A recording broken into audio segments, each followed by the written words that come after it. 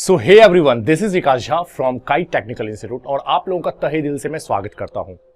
तो आज की जो टॉपिक है फंडामेंटल ऑफ कंप्यूटर।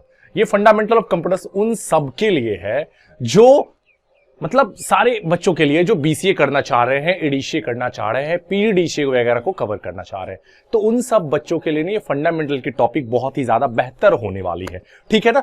और मैंने जो यहाँ पे रखा हुआ है कि थर्ड स्टैंडर्ड स्टूडेंट मतलब कोई भी इस कंप्यूटर कोर्सेज को कवर कर सकता है। फंडामेंटल क्योंकि सबको जरूरी है। आप किसी भी कंप्यूटर से रिलेटेड टॉपिक को कवर कर रहे हैं तो उसमें आपको सबसे पहला जो टॉपिक मिलने वाला है वो है फंडामेंटल।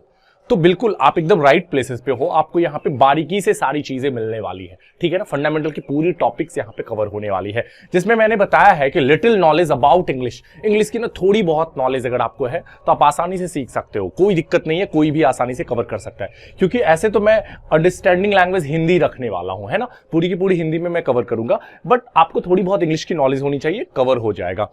PC is required. अगर आप ऑनलाइन क्लासेस मेरा ले रहे हो तो आपके पास एक पीसी होनी चाहिए जिसकी प्राइसेस बहुत ज्यादा मैं नहीं कहूंगा, 8-10 हजार रुपए में काफी सारे पीसीज आती है, आप उसको परचेस कर लो, है ना। ये किसके लिए बहुत ही ज्यादा अवेलेबल टॉपिक है? तो बीसीए वाले बच्चों के लिए, एडीसीए वाले बच्चों के लिए, या ट्रिपल सी की कोर्सेज कवर कर रहे हो, पीजीडीसीए की कोर्सेज कवर कर रहे हो, मतलब कंप्यूटर से रिलेटेड जो भी इंटरेस्टेड स्टूडेंट्स है वो उन सब के लिए ना फंडामेंटल की टॉपिक बहुत ही ज्यादा इंटरेस्टिंग होने वाली है। तो इन चीजों को मैं कंटिन्यू करता हूं।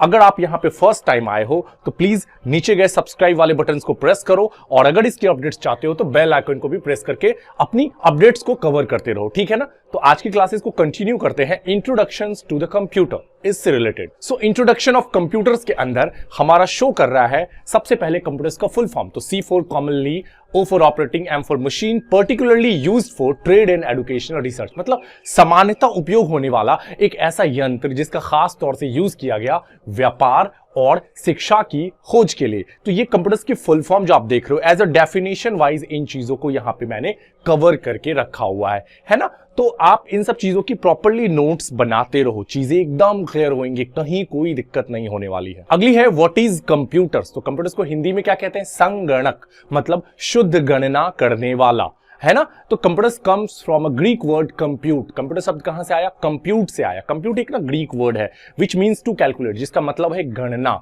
कैलकुलेट करना। कैलकुलेट एक इंग्लिश लैंग्वेज है जिसे हम लोग समझते हैं, लेकिन कंप्यूट एक ग्रीक लैंग्वेज है ना। तो ग्रीक वर्ड से ना कंप्यूटर शब्द आया। Compute it is an electronic device, ये एक विद्युत उपकरण है विद द एबिलिटी, जिसे योग्यता है स्वीकार करने का कोई भी डेटा या कोई भी इंफॉर्मेशंस को, कोई भी डेटा कोई भी इंफॉर्मेशंस को ये आसानी से स्वीकार करता है। इट परफॉर्म्स मैथमेटिकल, ये मैथ्स से रिलेटेड, एंड लॉजिकल, हमारे माइंड से रिलेटेड टोटल ऑपरेशंस को कवर करता है, और give output to user requirement, और हम लोगों की जरूरत के अनुसार ना ये अपने को आउटपुट प्रोवाइड करता है। सपोज मान के चलो हम लोग ना कीबोर्ड से 5+9 प्रेस करते हैं, इज इक्वल टू व्हाट? तो 5+9 हमने इनपुट डिवाइस के थ्रू प्रेस किया, is equal to what? Is equal to what का मतलब प्रोसेसिंग डिवाइस, एंड आंसर्स अपने को मॉनिटर स्क्रीन पे फाइंड आउट होता है। तो ये हमारी हुई आउटपुट।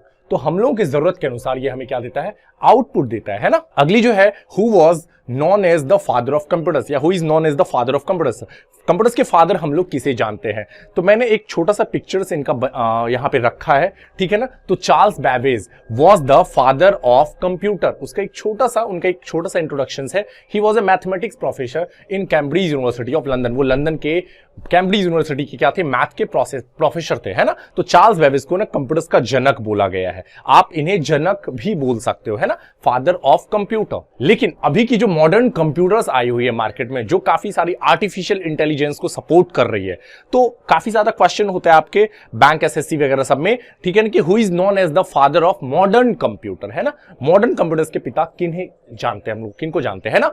तो आंसर्स है एलन ट्यूरिंग। ये इनकी फोटोज है, मैंने यहां पे कवर करके रखा है। तो एलन ट्यूरिंग, अगर आपके पास कभी भी इस समय पे क्वेश्चंस हो 2023, तो आपको आंसर्स करना है एलन ट्यूरिंग, जो है जिनको हम लोग मॉडर्न फादर ऑफ कंप्यूटर्स जानते हैं, फादर ऑफ मॉडर्न कंप्यूटर्स, है ना। ओ भाई, ये खूबसूरत लेडी कौन है? तो ये लेडी है लेडी अडा लवलेस, जिन्हें हम लोग मदर ऑफ कंप्यूटर्स के नाम से जानते हैं, है ना।